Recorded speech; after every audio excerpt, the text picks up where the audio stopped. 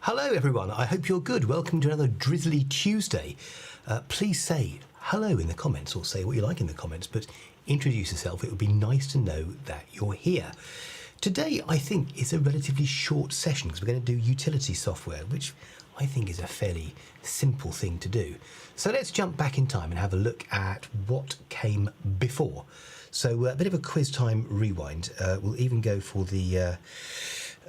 what can we have with this? That might do for us. I don't know about living in fear, but let's pop that over there and have a look at this question. So here's the thing. What's the question? This is the answer. Speeds up access to data, can cause disk thrashing, which decreases performance.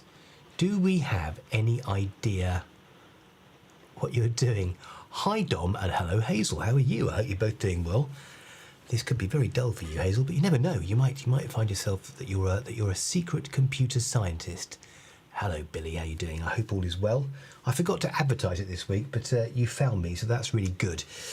So yeah, what is this? Disk thrashing speeds up access to data, which decreases performance. So what might get full? What's all this question about? Can anybody remember at all? Anyone got any idea? Oh, well, there's a few more in. Let's have a look. We've got, hi, Deason, how you doing? Ah, we've got Paul Burner account. Excellent. What a handsome man. Who is this man? I must meet him. He looks very interesting. Not at all nerdy or dull. Outstanding. So, well, you've all bowled me over with your complete lack of... Oh, hang on. Deason has come in and saved the day at the last minute with this, and that's exactly what it is. Well spotted. So those are the signs. That's what you might get if you use virtual memory. Okay, so virtual memory is when RAM's full, and then you end up using part of your disk for. Oh, who have we got? We've got hedro overclocking. Decent answer actually, but this is when you use your hard drive as RAM, because don't forget RAM is dedicated for being read from and written to many millions of times more than your hard drive. Okay. Oh, Max, please accept my humble apologies. If I'd known you were there, I would have worn a top hat and tails. I didn't realise that you were there, Max. So please accept my humble apologies. I hope you can find it in your heart to forgive me. Okay, this is it now. Now, I'm convinced that I have gone on about this one so much. I want 4 registers. Now, come on, 4 registers. Think, what are these for? Stores address. It's got the word address in the title, so it's one of 2. Stores data, so it's, well, it's one of 2. Stores the results of a calculation. Come on, where does that sit? Yes, I thought I would go for a maximum offence to do this. I actually, again, fell asleep in the bath, which is always a concern. And you wake up and think, oh, I'm in the bath. So there we are. Anyway, what are these? Can you remember? Let's have a look. So Dom has said, and Dom was the fastest last time. Not that I'm comparing. Dom said MAR, MDR, ACC, and PC. Ooh, and we've got. Hello, Rukshan. How you doing? Thanks for coming. We've got Rukshan who says the same thing. MAR, MDR, ACC, PC. We've got Ishak. Hi, Ishak. How you doing? Thanks for coming. MAR, MDR, ACC, PC. So you guys, yeah, this is good. Hi, Jelly. How you doing? Thanks for coming. Right. Well, you've done this. I can stop asking this question because you know it, don't you? So MAR, memory address, well, the data will be read. And if you know these 4, I really hope it turns up, because that could be 4 marks in the exam, because they love asking that. It's a nice, easy one to ask. Right, what about this one? I didn't do my quiz time jingle. I forgot about that. Here we go.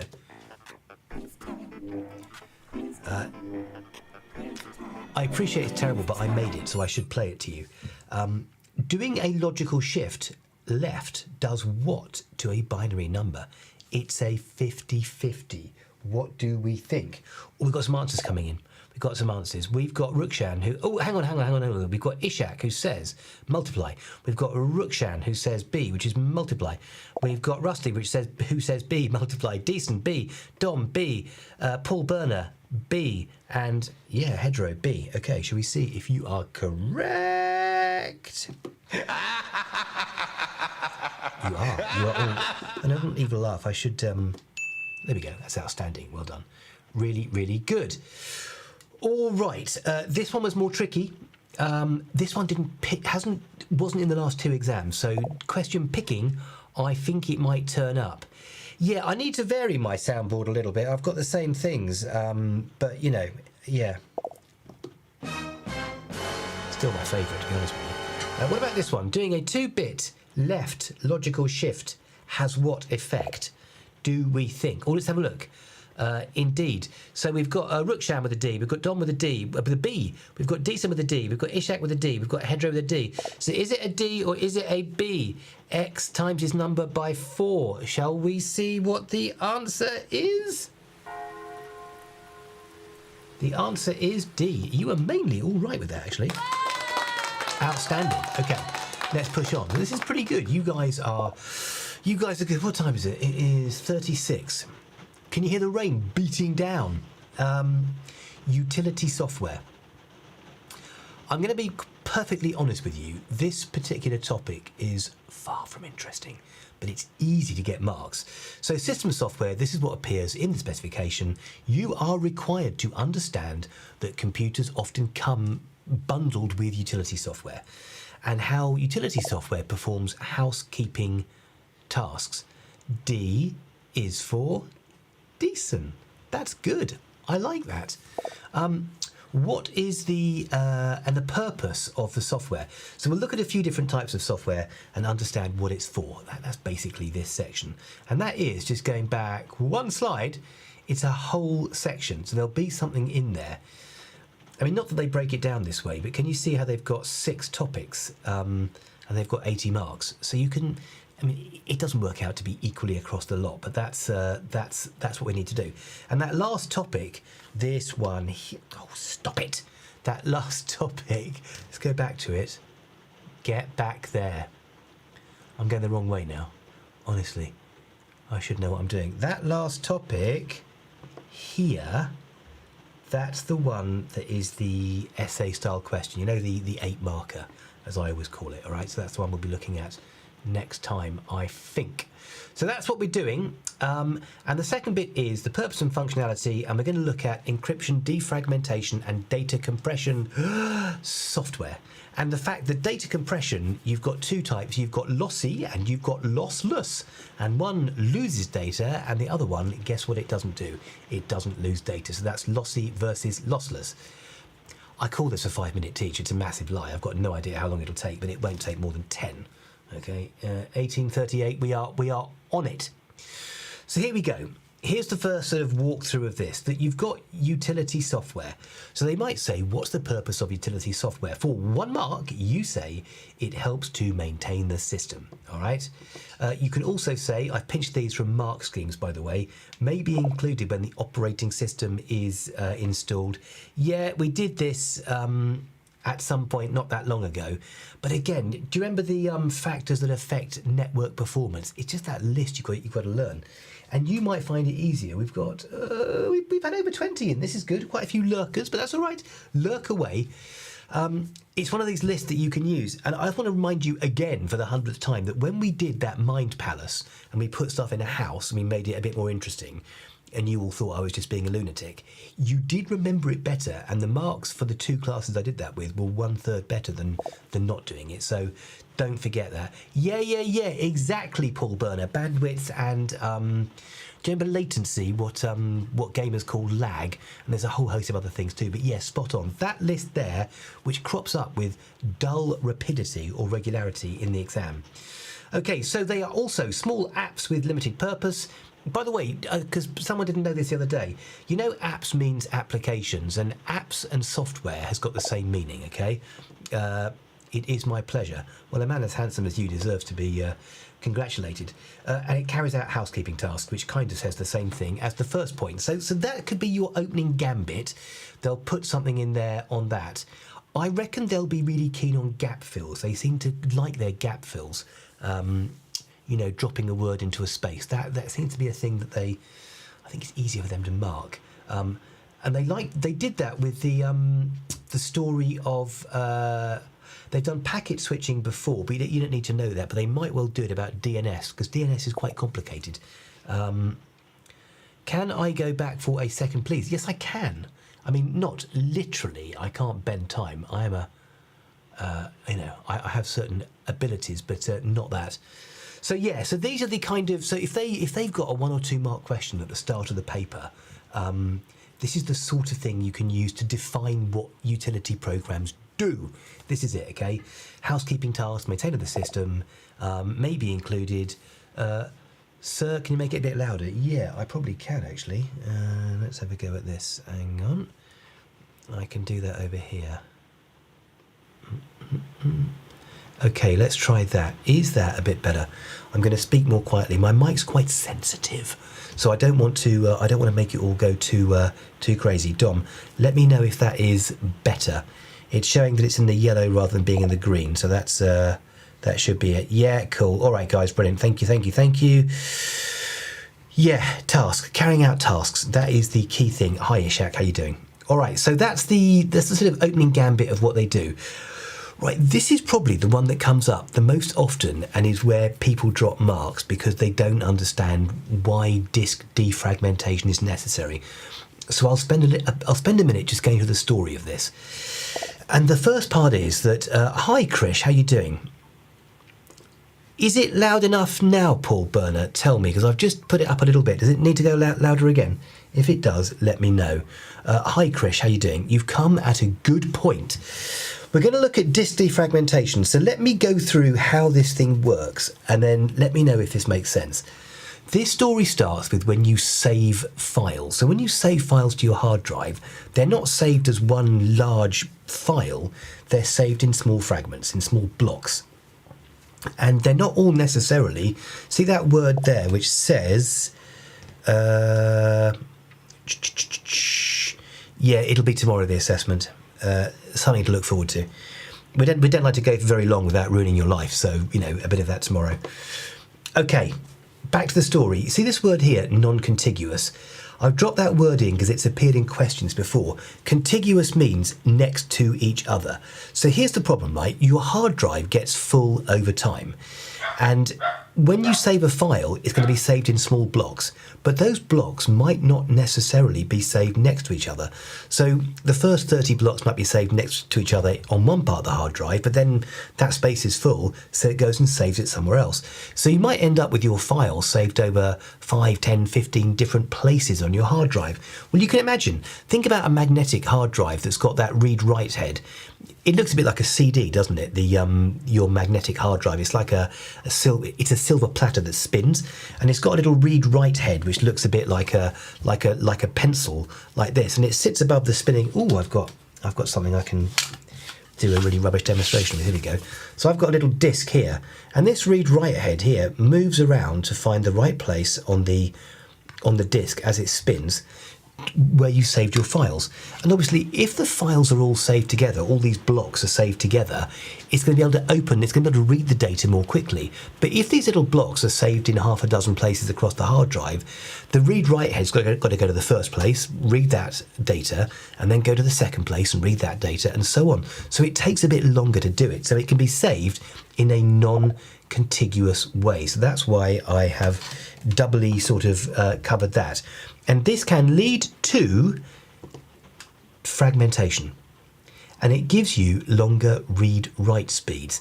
Now, don't forget, my computer scientist experts, don't talk about opening and closing. Don't talk about fast or slow.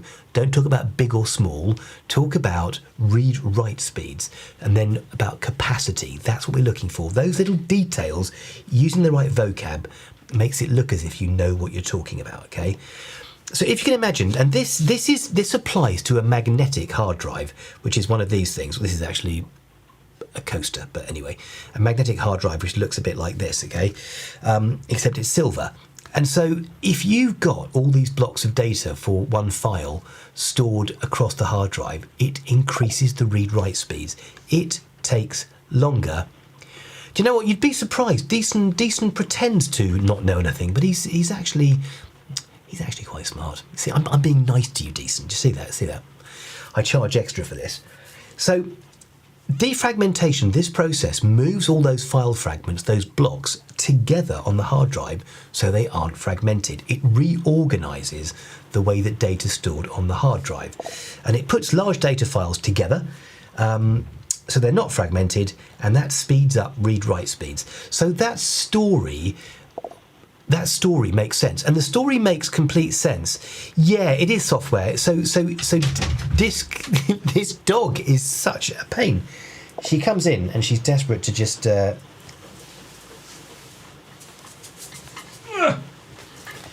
this hound here. Right. Yes, it is. It is software. That's the answer. It's an app, and it's an app that comes bundled. So it is system software. So when you buy a Windows PC, it will have disk defragmentation software on it. However, if you buy a it's called defragmentation software for no reason. Well, it is. The idea is that when your file is saved, it's saved in fragments, and the fragments get spread across the hard drive. So this defragmentation is only necessary for magnetic hard drives. Okay, for solid state hard drives, you don't do disk defragmentation. It's not necessary. So that's the story. And once you understand the fact that when you save a file, it's not saved as one large block of data, it's saved as file fragments, I think we got there in the end. It's saved as small fragments that are spread out across the hard drive. Then it kind of makes sense the read-write speed increases, and it makes sense that the read-write speed decreases when you move those fragments back together again. I'm even struggling to say it. So that's the story of disk defragmentation. And defragmentation software is the app that actually puts those fragments back together into one contiguous block. That tends to be a 4 or 5 mark question if and when it turns up. So that's disk defragmentation, which is quite a big chunk of this. Right, the next thing is compression. Now, you've seen you can buy, if you play sport, you can buy compression shirts. They're very expensive. You know, Under Armour do them, and Skins do them. And you see professional footballers, rugby players, a lot of sportsmen and women wear them. I don't actually know why, but they're incredibly popular. But the idea is you're crushing something together. So that's what compression means. And there are 2 types. So obviously if you have files, it's preferable to make the file size smaller because you can store more files. It's also quicker to move them across a network because if you're trying to move a 2 gigabyte file, it'll take longer than moving a 1 gigabyte file, right? So compression is something that you would like to do that is preferable with your files because it takes up less storage space. Hard drives are super expensive. So if you can compress your data, you're going to need less storage space. Right, so that's sort of backstory there. There are 2 ways of compressing files, lossy and, wait for it, lossless. So we'll look at both of these and see how they work. And then they very often get you to, they'll give you a story and say, Alicia, it's usually Alicia who they pick on. Alicia is the one who, for some reason, always has computer science related queries but seems to know nothing about computer science. OCR always pick on her. So they might give you a situation with Alicia and say Alicia wants to compress some of her files, and her files is and she has music files. Which would be the most appropriate way to compress them? So Deason wants to compress some poems that he's written about being decent. What would be the best way of compressing those poems? And that's what they try and catch you out. They'll often say, rather than poems, they might say some software. So for example, you can compress, you can do lossy compression on photos. MP3 is an example of lossy compression on audio. You've got JPEG, which is a lossy compression format for photos. You've got MP4, which is the lossy compression format for video. I mean, there are loads of codecs, loads of ways of doing it, different formats, but you've got lossy and lossless. So it's if you go for uncompressed video, AVI, raw video as it's called, the file size is absolutely gigantic because you've got all the data that the sensor has picked up, and actually you don't necessarily need it all. So when you're sort of streaming across YouTube, you know, you've got standard definition and you've got high definition. There will be a degree of compression that's happened before that is uploaded. Okay, so Ishak, the answer to your question is it's lossless that can be restored to the original, okay? So you've got something like WinZip. So WinZip utility, and you can't talk about the actual specific software, but WinZip is an app that you can buy. Does it come bundled with Windows? I think, yeah, there is compression software bundled with Windows, where you can take a folder full of files and you can compress it, and then you can store it. But if you want to use it again, you've got to uncompress it before actually using it. And if you sent it to someone, they would then have to uncompress it at the other end before using it. The problem with lossless compression is that it doesn't reduce the file size by as much as lossy. So lossy compression, you can reduce the file size massively. If you think about the last time you went on the Nike or the Adidas store and had a look at their merchandise, and you see how quickly the images appear on screen, that's because they've reduced the size of those images down to exactly what they need to be. So that you know, 30 or 40 images can appear quite quickly. If those were full resolution images, they would take forever to load. I mean, taking you back to the dark old days of the internet when we were doing it across a telephone connection, a 56k beeps modem, when you opened a photo, it would gradually come down the screen like this at about this sort of pace opening. So no, he is back in town. We didn't lose him. So that's the difference between lossy and lossless. And so with lossy compression, you are discarding some of the data that you're not going to miss. So say, for example, in the images, you might discard some of the pixels that you're not going to miss. You might discard some colors that you're not going to miss. So the picture will be lower quality, the audio will be lower quality. If you think about MP3, every time you listen to Spotify, it's MP3, and MP3 quality is really, really good. You can, if you've got Spotify Premium, listen to lossless, but the file sizes are much bigger, and you actually need a sort of a higher quality pair of headphones and an amp actually to listen to the music properly. So something like, I'm a big Pink Floyd fan, something like Dark Side of the Moon. Dark Side of the Moon, there were actually 20, 30, 40 tracks all laid down on top of each other. Well, if you listen to the compressed music, you can't hear all of those tracks. If you listen to it in a lossless format, you can. But the price you pay is that the file size is gigantic compared to MP3. And so if you want to store lossless on your phone, you're going to fill it up 10 times as quickly. Do you understand? So it's this sort of balancing act. This is like you're sitting on a seesaw, and you've got the advantages and disadvantages. So if you make the file size better, you suddenly increase the quality. But if you decrease the file size, you actually decrease the quality. But equally, there's some sort of balance in the middle somewhere that you need. And the question they'll ask to try and catch you out is about whether you should compress text. You can't compress text. If you compress text, you will lose some of the original, and you need it. So say, for example, if you're trying to compress a text file that's a program, well, you can't do it because you need the text as it is. Whereas music, video, sound, you can compress. So have I done all of that? So these are the key takeaways. The stuff you want to bring up is that lossless can be used in text when you need to restore it back to the original. Okay, so if you need the original quality as in text, you're going to use lossless, but otherwise you could use lossy, and lossy is great for photos, videos, etc. Okay, where some detail can be lost or discarded, and this bit, that's the information you need. And on this bit is when you need to restore it to restore the identical to the original. That doesn't make any sense. Lossless can be used in text when required to restore to the original.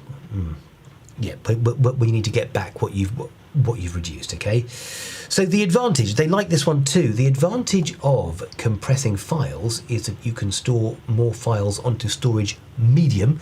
And that word, storage medium, in other words, hard drive, flash drives, USB drives, optical storage like CDs and DVDs.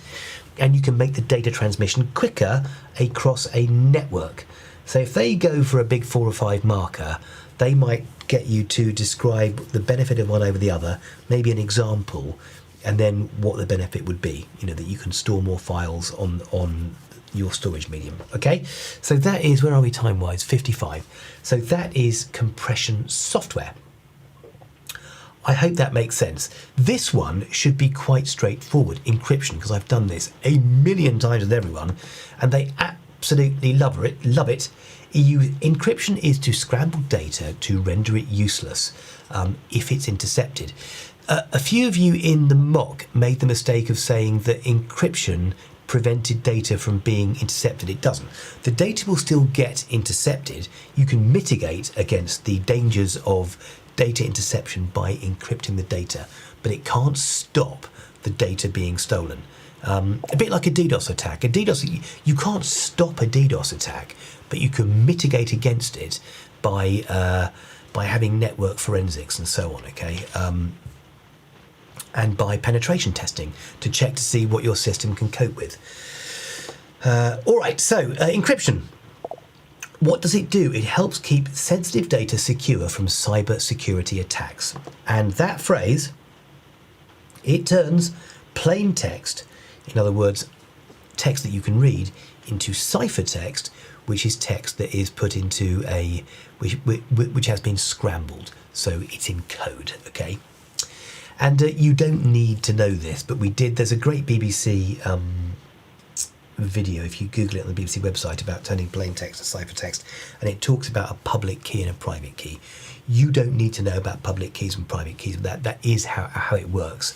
That when you encrypt data, you have a private key and you make the public key available, and that's how you can do this. But we don't need that.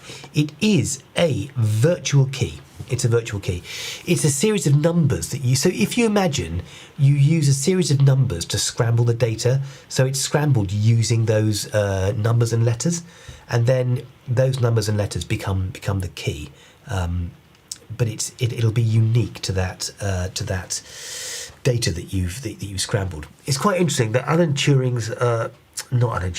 Enigma machine, the standard of the data encryption was staggering, and it was only about 10 years ago that home computers were able to produce that kind of level of encryption. But anyway, I digress. That is encryption for you. Key takeaways: that it scrambles data to render it useless. This is what it does. It keeps sensitive data secure, and it transforms plain text into ciphertext. Those are your takeaways on encryption. We have reached this time again. I told you today is going to be a slightly shorter one. So, jumping back to a question we had a minute ago. A fragmented hard drive is one in which...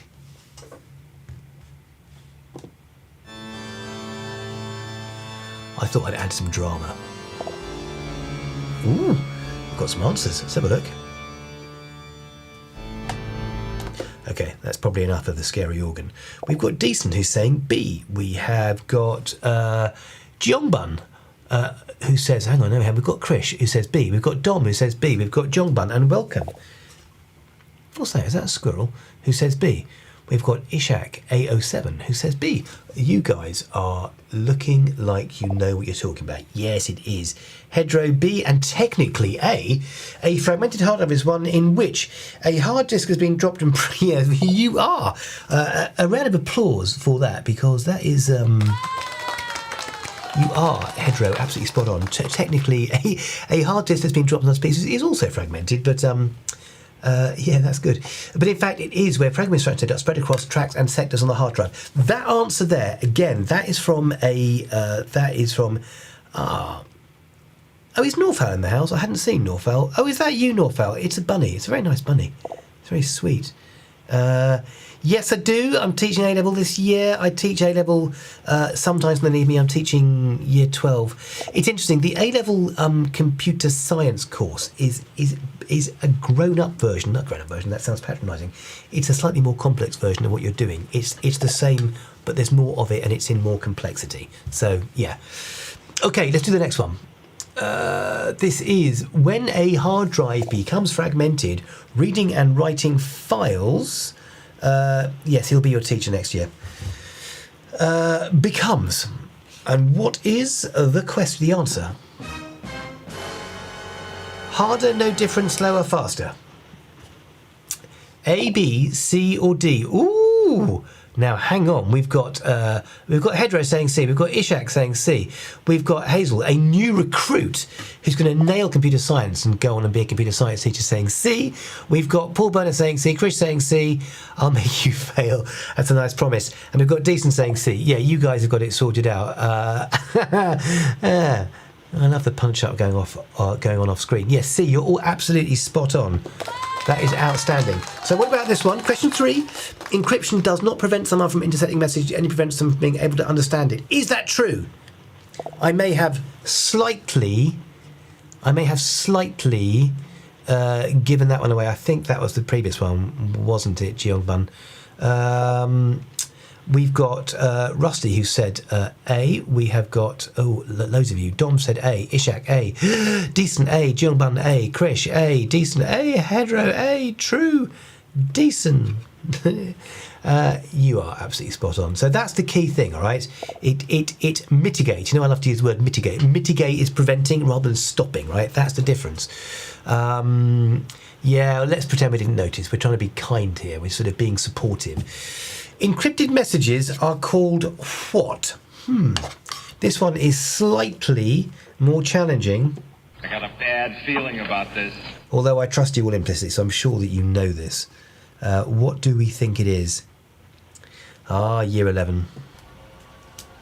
Quite an experience to live in fear. So we've got Jeongbun saying A, we've got Dom saying A, we've got Ishak saying A, we've got Decent saying A, we've got Hazel saying A, Krish with A, Lightworks, Hedro A, Rusty A, and Cyphertext. You guys are good. Okay, you are absolutely spot on. All right, we're getting there. Lossy compression is. I just love the competition. Lossy compression is. What is lossy compression? Usually performed on text. A type of ballet. A type of Belgian cheese. What do we think lossy compression is? The original file can be recreated from the compressed file. Lossy compression. When some data was lost, the original file cannot be recreated. Usually performed on text. Oh, you come in with your answers. Krish with B, Decent with B, Jeongbun with B, Dom with B, Jeongbun with B again. Oh, the V rather than a B. Hedro with B, Ishak with B, Hazel with B. Is V an answer? No, it's not. I had spotted that. You are all absolute stars. So is B. Let's try this one. I need to make harder questions. Lossless compression is what? Oh yeah, they are. Yes, they are right next to it, aren't they? Yes. VB also stands for Visual Basic, which is a programming language, so I get confused with that as well. God, Dom is so fast. Dom has said A straight away. Lossless compression is usually performed on text. On Lab Rats, we've got Jeongbun with a C. We've got D for Decent Parrot. We've got C from Decent Parrot. We've got Rukshan with C, Krish with C, Ishak with C, Hedro with C, and Paul Burner with C. Shall we put you out of my misery? It is C. You are absolutely fabulous. What can I say? We're getting towards the end. Question 7, 1904. It's going to be a short one.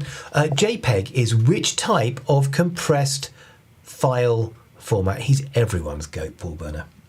What do we think? JPEG is which type of compressed file format? Oh, Rusty's in fast. And Rusty's gone with A. So, Rusty, that was very quick, very quick. Ooh, Rusty's gone A. Decent B. Dom A. Ishak A. Krish B. Hazel A. Rukshan A. The field is split across. Ooh, there's more. I don't know, man. Messy or decent? Hard choice. I'd go for messy, frankly. The answer is A. Yeah, JPEG. It's a photo format. It's the most common photo format. And if I was going to be really nerdy, I would say PNG is a photo format which supports transparency. That's why it's so good for using with Photoshop. Do you get me? Any day of the year. Oh, it's going to be a punch-up. I don't know who I fancy. Decent versus Yassine. Not sure I'd pay to watch that, though. Okay, so we have reached the end of our time. So we're going to look next time at this 8-mark question. You guys have been amazing tonight, and I'm going to do, is it 1 or 2 that I'm doing on the 8-mark question? I can't remember. But I've got a couple of videos to do on that one as well that I'll do in class with you. But yeah, that's the plan. So you guys have got this figured out. So just make sure you're happy with lossy versus lossless, the story of disk defragmentation, which is quite hard to say, and that you're happy with lossy lossless, disk defragmentation and encryption. And that's it. You have done absolutely everything. I applaud you. So I will see you in a week's time. Have a lovely week, guys. I am missing you already. Take care. Thanks for coming along. Bye-bye.